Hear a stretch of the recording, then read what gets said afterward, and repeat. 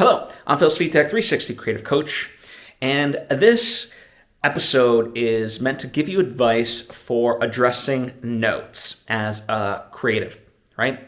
Now, what I mean by this applies to audio editing, video editing, or even if you're like an author and you get feedback from your editor or people that you work with. It's just beneficial, in that same way as well.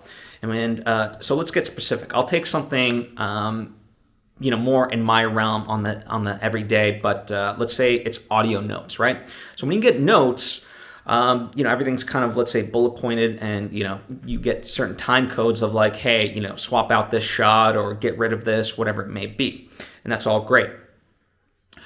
I like to work backwards on addressing the notes, and here's why. Because by doing so, it doesn't affect the quote-unquote timing, right?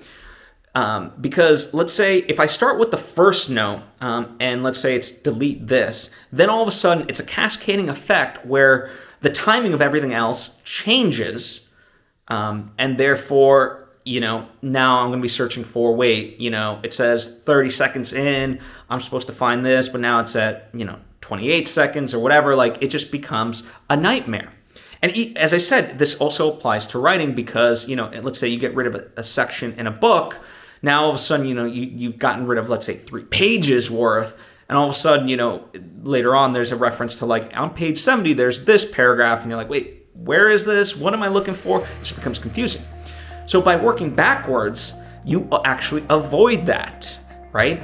So it might seem a little bit counterintuitive, but it's actually very useful for me to go in that way. So I would encourage you to work on notes backwards for this specific reason as well.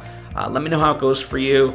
It can be a little bit, as I said, a little bit jarring at first to wrap your head around, but once you start putting it to practice, it really is second nature and becomes an amazing advantage. So hope that serves you well.